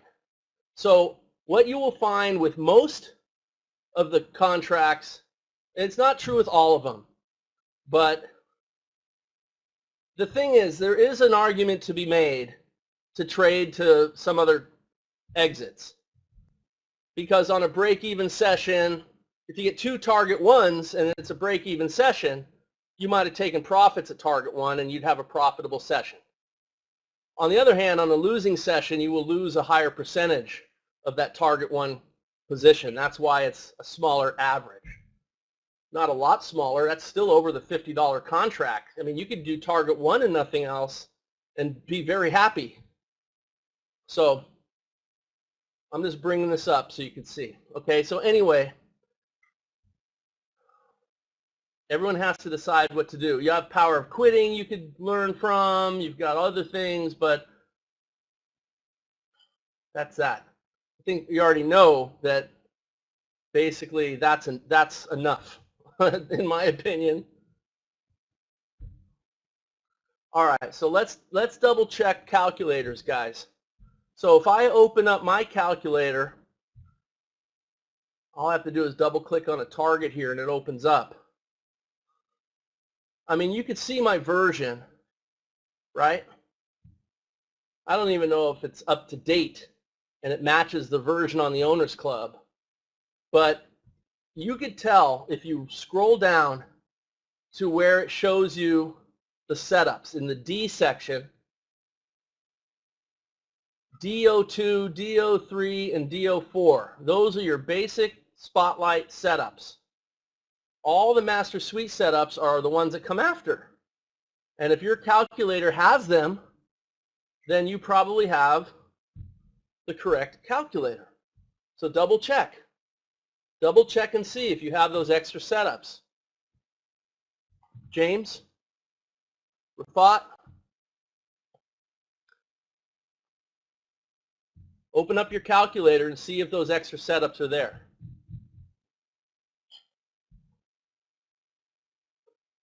Yeah, so you got them.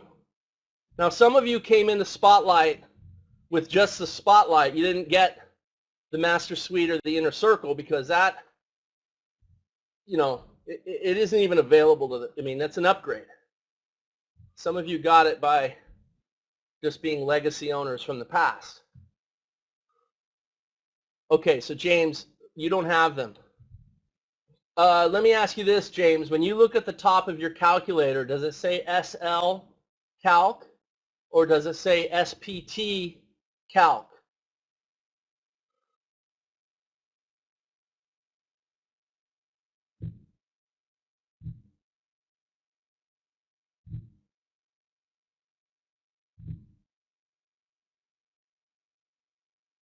Okay, so James, you're looking, SZ is Sub-Zero. That's a Sub-Zero. SZ is Sub-Zero. It's not Spotlight. It's a Spotlight setup, but it's completely different.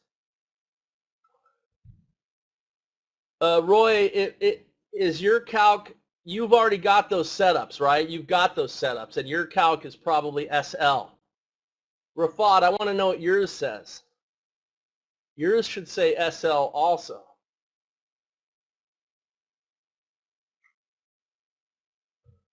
So James, have you been using the SZ Calc all this time?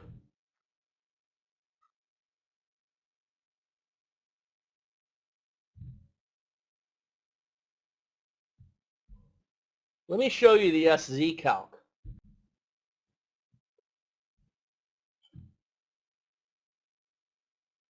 Sub-Zero is a different animal. It's really good. And you could maybe just live off Sub-Zero and do quite well. But you have to understand what it is. It's not the same as Spotlight. Does your calc look like this?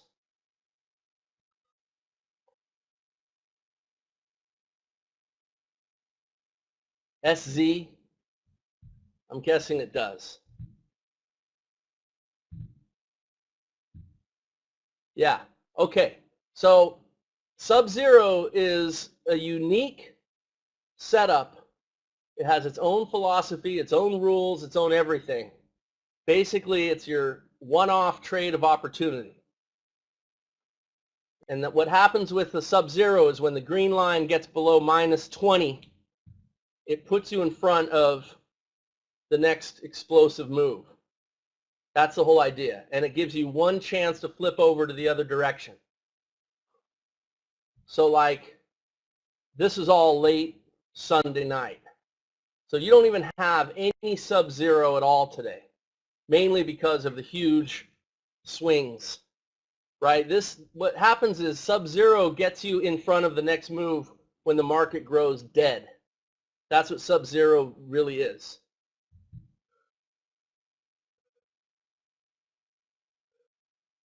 So Roy, what I want you to, James, right click on your chart. I forget if you're a Ninja or TradeStation. But what you want to do is you want to look at your indicator list. So you can go to Insert Analysis Technique on TradeStation or look at your indicator list. And what you want to look for in the indicator section is you want to go to SL and see if you have SL. Or if it's SPT, which is different. SPT is a Spotlight calculator. SL is the Spotlight Master Suite calculator. They're not the same. They are the same, except that the Master Suite has just more stuff in it. So you need to right-click on your chart or look at your indicator list, and you're either looking for the SL calc or further down, which I don't have on this computer, is the SPT calc. And tell me if you have either one of those.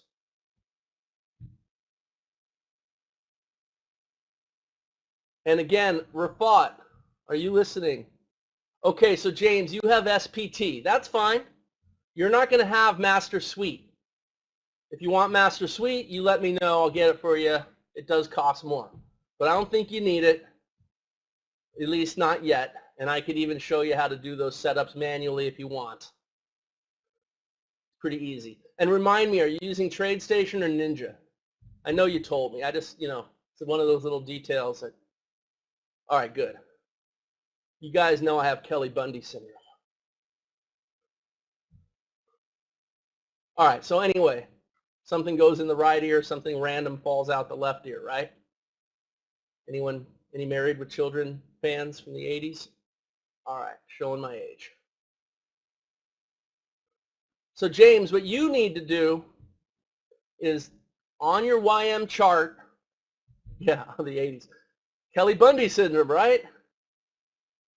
She was going to be a millionaire. She had to answer one more question. She studied, was in first place, and then the question came up, which high school quarterback threw 4 touchdowns in a single game, right? And she forgot because she learned who the 43rd president was of, whatever. And the random thing that fell out the other ear was what her dad's been bragging her whole life, that he was the only quarterback to throw 4 touchdowns in a single game as his claim to fame. Funny stuff. Remember that? No short skirts. Kelly Bundy syndrome. Something goes in one side, something random falls out the other. All right, guys, let's clean it up. We have ladies in the house. The point is, it's funny. Anyway, so James, you need to keep your sub-zero chart because you may like it. Go through the sub-zero training so you understand it. But then what I would do is right-click on your chart, copy window, right-click on your chart, paste window. You make a copy. Then what you want to do is you want to right-click on your chart, insert analysis technique. And then you're going to want to insert the SPT calc. This is the SL calc. You put in the SPT calc. Okay? And once you do that, you're going to want to right-click on your chart again, format analysis techniques, and then you're going to want to delete your sub-zero calc or just remove it, status it off, whatever. That's not what you want. You want your SPT calc. Once you do that, let me know, and then I'll tell you what inputs. There's only a few inputs to change, and I'll tell you what to do. Let me know when you get your SPT calc on your chart. And you can see I haven't even updated the sub-zero chart. I thought I did. It should be YMM, not YMH. Looking at YMH thinking that there was no sub-zero trades today. It's not even the right date. Actually, there weren't. Oh, there was a sub-zero trade right at the beginning. So this is the right chart today. And here's a sub-zero trade at 8:31. Beautiful. Probably the same trade we took. Oh no, the trade we took hit target 4. Yeah, so anyway, sub-zero got it done also.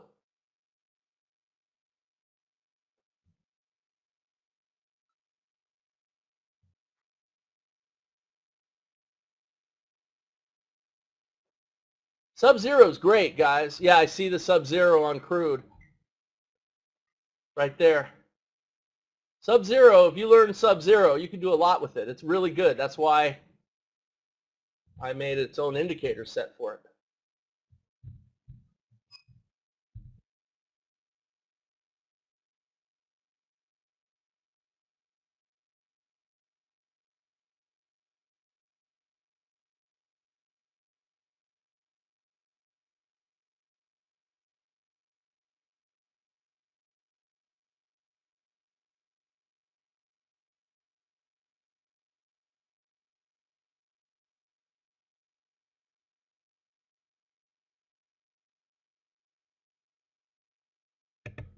I've been walking on my treadmill this entire time, and I'm starting to realize my knees are sore. Getting old. All right, so James, you're ready? You got your SPT calc on there? So open it up by double-clicking on one of the targets. And when it opens up, let me know. And there's only a few small things to change. Okay, so what you want to do is go down to use stop and reverse adjustments, CO5, and set it to false. You could set it to true if you want, but I think you're better off making those stop and reverse adjustments manually in your head. And the reason why is because you only want to do it on the trade that's being affected. If you turn it to true, then it'll change every trade that happened prior, and it changes the sequence of everything. So for me, I want to make a stop and reverse adjustment only if I'm trying to protect the trade I'm in and then respect the fact the market could be turning. So it's a case-by-case basis, and that's why I set this to false. Okay? All right, next, you're not going to see all these master suite setups. That's fine. You've got your OSOB, your pink and blue, your green and your yellow. They're all true. If you want to just test one over the other, you can turn whatever on and off right here. But the only thing you really need to do with the YM is, well, on the crossover filter, the default here, this is GO2. It probably says 20 for you. And you could use 20, but I prefer 8. It's a little more aggressive. And that's when the 50 crosses over the 200. It won't take a reversing trade until whatever you have in here, 20 or 8. That's where the magenta bar shows up. So it counts how many bars before it'll let you reverse when the 50 crosses over the 200. So I think 8 bars is enough. It used to be 20. I don't know. Is anyone still using 20? But I like to put mine at 8. It's up to you. And then the only other thing you have to do is turn K00. Use key level adjustments. Just set it to true. And then you'll adjust around your zeros. I'm not adjusting around 5s. You can do that manually if you want. If you want to adjust around a 5, like if the entry is on a 4 and you want it to be on a 6 instead, you could set this to 1. That's 1 tick before the 5. We'll adjust 1 tick after the 5. But when it's set to 0, if it lands on the 5, it'll adjust it 1 tick to the 6. That's fine. That'll do. If your entry lands on the 5, it'll adjust the entry to the 6 for a long or to the 4 for a short. If you want it to adjust, if it gets to the 4 and you want it to go to the 6, you put 1 tick, because what that is your adjustment zone for entries with your minor key levels, which are every 5s. Anyway, I think 0 is good enough. And then that's it. Everything else is good. You don't have to change anything else. And I think you'll be fine. Then you hit OK, and now you've got the basic trade plan for the YM. And you could fast test it, like we talked about earlier, and see if you like it. And I wouldn't just do that. I would do the Russell.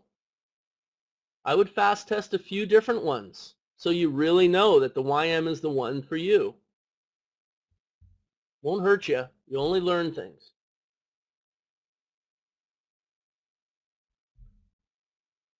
And you could fast test Sub-Zero too. Why not? You got the chart set up. Sub-Zero is awesome. If you decide you want the master suite, you let me know. I'll get you a really good deal on it. I could also show you how to do some of the trades manually. So let's say you want to do the blue trade. All right, because that's the one that we typically would add first. There's a lot of other trades you can do with the master suite, but let's just say you want to trade off of the pullbacks into the 20 SMA, because the 20 SMA is a really good pullback zone. Okay, so let's just say you see the trend going up, you got the action moves making higher highs, some follow through, you get the pullback into your lines. That's a good chance that's a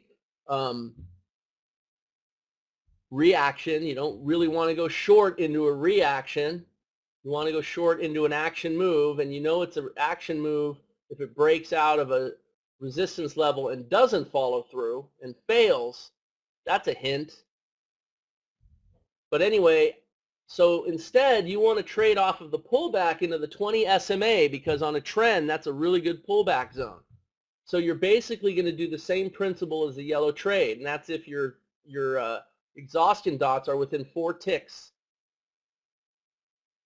So right here you have the exhaustion dots, and is it 4 ticks? Well, you can click on, it only needs to be 1, and you can see that that one is 139, and I don't know if you could see the blue, it says 144.8, so really that's 5 ticks.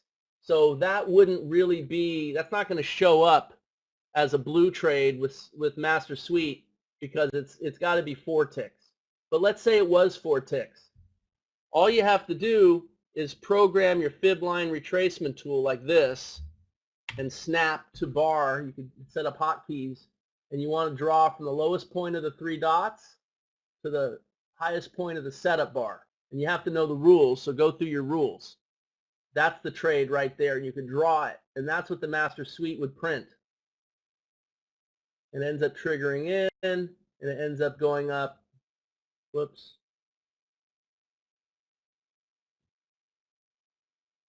Snap to, okay, so 224, and it gets as high as 222. So it misses by 2 ticks, and that's going to stop out for a partial profit. But remember, that was 5, almost 6 ticks away from the line. What about that one? That one says 180, 26, 180 to 174. Yeah, that's still more than 4 ticks. Remember, there was a 500-point swing today, so it looks smaller than it is. But that's basically how you draw.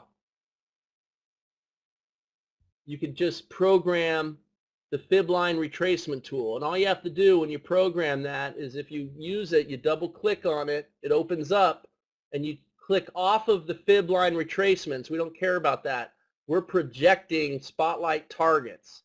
And so if you draw it the way I said, from the lowest point to the bar on those 3 dots to the high of the setup bar, which is that first bar that closes green or closes long above the balance line, from the 3rd dot up to 4 bars over to the right, whichever one is your setup bar, you draw that. And then that gives you your X factor. And then you put in negative numbers, minus 100, minus 150, minus 200, minus 250, and then you set it as default. Click that, and then hit OK. And then every time you use this, you'll be able to project spotlight targets, which are very accurate, right? I even have minus 90, which gives me the 90% number. You could take that off if you want. You don't really need it, but it just shows you what it is. So if you get to 90%, you might move your stop to break even. So, you know, 2 ticks above the high is your entry at 7.6. You already know that. You don't need to see it. You can see what the high is, and then you can know where your entry is automatically. And you also want your stop to be 2 ticks below. You're drawing the X factor from the low of the bar to the high of the bar, but you put your stop 2 ticks below the low of the bar. You put your entry 2 ticks above the high of the bar. That's how Spotlight works. But the X factor projects the correct targets when you put the negative numbers, because this is a retracement tool, but we're using it as a projection tool. That's why the negative numbers. And the 100 is 1x. The 150 is 1.5x. Target 1, target 2, target 3, target 4. Right? That's all covered in the training.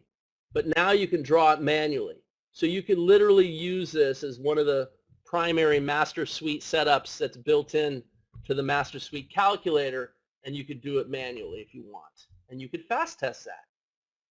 And you could UTA test it. Okay? And that's only if you want to use that setup. And maybe you want to use 5 ticks instead of 4 ticks. And it's up to you, really. The better you learn the strategy, the more equipped you'll be to make those kind of decisions. The strategy exists beyond the dots on the chart. The dots on the chart are just meant to help you use the strategy so that you can trade it in live time with fluidity and simplicity. That's where the calculator and the indicators are great. But the strategy itself existed before there were calculators, before there was any code written. I created this strategy. I did it all manually. I did it manually using this tool right here. That gave birth to the Spotlight. It depends on what you have it set up for, James. I mean, if you open up your calculator, and I'll show you where to find that input. 4 is the default. So if you open up your calculator and you go down to here, F03, dots to MA ticks. See it's set to 4? Double check and see what yours is set to. Now, remember, if you're doing this manually, it won't make a difference anyway because you're doing it off the 20 SMA. The calculator is set up to work off of the 50 EMA. That's the yellow trade. But with the Spotlight Master Suite, you could literally use 2 EMAs and 1 SMA and get 3 different setups off 3 different lines. But it's all going to be based upon the proximity of the dots. One of the 3 dots has to be within 4 ticks, either above or below. Yeah, so 4 is the default. But you might want, if you set it to 5, here's another thing about Spotlight. You can set it to 5, you can set it to 6. It's going to give you more trades. But will they be as good? That's the question. That's why you have to fast test. You could set it to 0 where it has to be exactly on the line, or you could set it to 1 where it has to be 1 tick off the line, and you're going to get far fewer trades, but they'll be higher quality trades. They're going to win at a higher rate. So you sacrifice quality for quantity. So 4 is a good compromise number that works across the board. Is it the best number for every chart? Probably not. But you don't need the best. That's the thing. I don't want you to get hung up on best, best, best. I want you to be more focused on the goals of the strategy. Quitting your session with a vast majority of the time positive while controlling your drawdown with minimal and efficient trading. That's more important than being the best. See my point? We're not trading to be the best. We're trading to make money. We're not trading to avoid losing trades. We're trading to make money. A losing trade doesn't lose you money. A winning trade doesn't make you money. What makes you money is the result of your trade plan over time. There's losing trades inside the winning trade plan. All those overriding philosophical issues should guide you on what you do with these inputs. Don't just be a perfectionist. Don't be an engineer trying to control everything. Engineers make the worst traders. No offense to our engineers in the house. It's a general statement that I learned over the years. It's a stereotype. I don't mean to be stereotypical, but think about it. You're trying to control what you can't control. That's a losing proposition. Don't fall into that trap. Stick within the philosophy of the strategy. I don't know if Rafat is present. I see his name. I know he had these same questions. Rafat, Earth to Rafat. I want to make sure you have the right calculator. Any other questions, guys? Anyone else need any help with anything? I thought that this was a very productive session. I hope you guys feel the same way. Hope you guys got Rick's 30 trade plans for swing trading stocks and options. We're going to hold a training on Thursday at noon on how to use those. It's a sweet deal. 30 of his trade plans for $197 bucks, and you get another 30 more for only 97 more. I mean, that's well worth it. The other thing is, John is not going to be available for a few weeks this month, so the room is going to be dark on Tuesdays and Thursdays for a few dates this month. I think a couple weeks. So you guys are going to want to keep track on when that is. I'm not going to be able to cover for him. I've got way too much on my plate. Unless one of you wants to give it a try. Who's next? Who's ready to cover the trade room?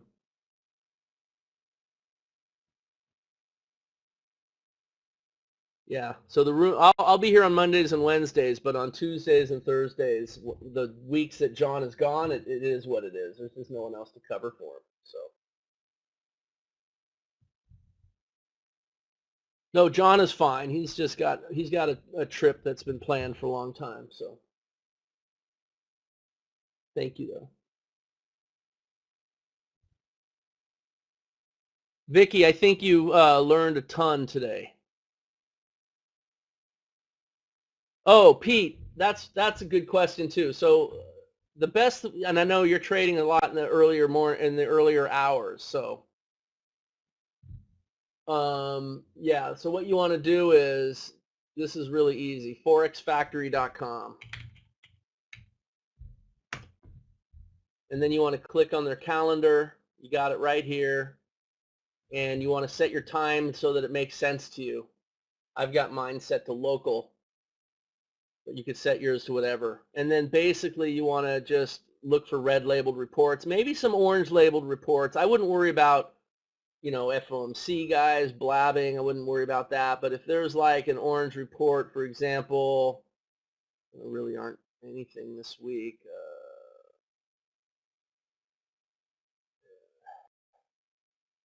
So far, nothing.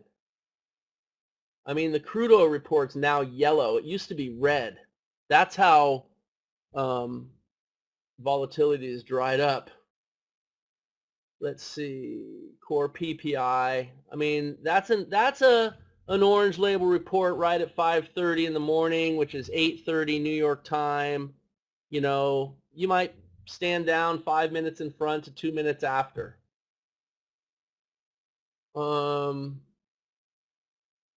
Yeah, this is important, this red label report, if you're trading this early, which Pete, I think you might be. The red label reports for sure you want to stand down for.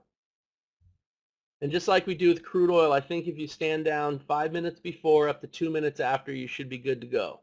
But you could fast test it too. Let's say what if you're doing UTA work, right? Let's say you're doing your UTA work or your fast test, and the one trade that kills your session actually happens right when there's a red label report. If you don't check, you're not going to know. And you're going to end up including a trade that would not be included. Then your results are not going to be accurate. So you should always have your Forex Factory calendar handy so that when you're testing, you could refer and make sure, oh, gee, that trade came in 2 minutes in front of a red labeled report. That's not a trade I'm going to take until 2 minutes after, and yes, I can get in sync with it. Or, gee, there's a trade that triggered in 1 minute after the report came out, and then a minute later I can get in sync and take that trade, and it was a huge winner. and then it was choppy afterwards, I mean, I'd count that trade. I'll get in sync with trades after the report comes out, like we do with crude oil. To me, I'm going to do that. So that's a little nuance that you have to think through. That could change an entire session, which can change an entire week, right? Right. You want to have your Forex Factory calendar handy and make sure you're not trading when you shouldn't be, and make sure you are trading when you should be after the report, and take advantage of the volatility and the great setup.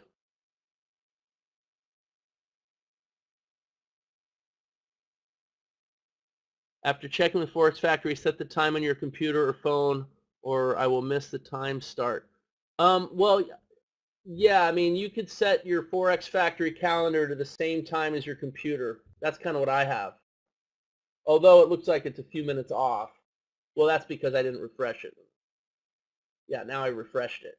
Remember, it's just a static website. So 8:39 is my computer time. So that's it, though, guys. I mean, that's a pretty important nuance. I'm glad you asked me about it. Oh, okay. Yeah. Yeah. Well, sure. You can set an alert.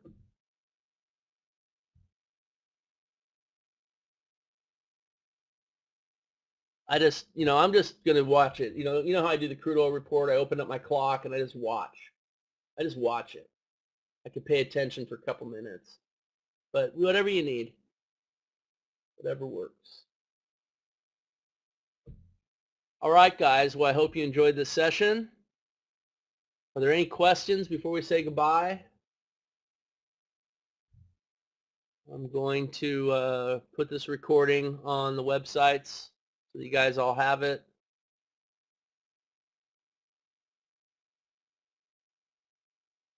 All this stuff's already on the Owners Club. We didn't do anything new today, but I do realize that the Owners Club is pretty thick and rich with a lot of stuff in there. It's hard to find things sometimes. I'll try to label this in a way where the title is very clear so that it's easy to find. James Mason, you feeling a little better? You understand now kind of what happened? You were looking at Sub-Zero. Sub-Zero is great, by the way. You just have to understand it. I don't know if you went through the Sub-Zero training. Maybe you went through Spotlight training and were looking at the Sub-Zero calculator. I'm not sure. But I would definitely not give up on Sub-Zero, but I would learn it properly. Sub-Zero could be really, really good if you don't abuse it.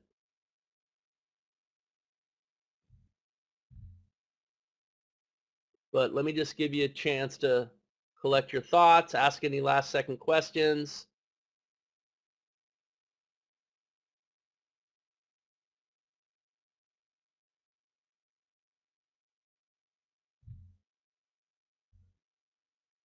All right, good. Yeah.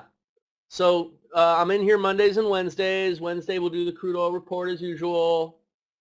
I don't remember, did John announce when he's not going to be here to you guys? I'll get with him and make sure we get that posted so you guys know.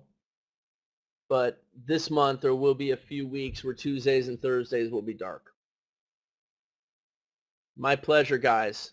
And hopefully I see a bunch of you on the training, on the swing trading options with these new trade plans that Rick put out on Thursday. All right, guys, have a great day. I'll see you next time.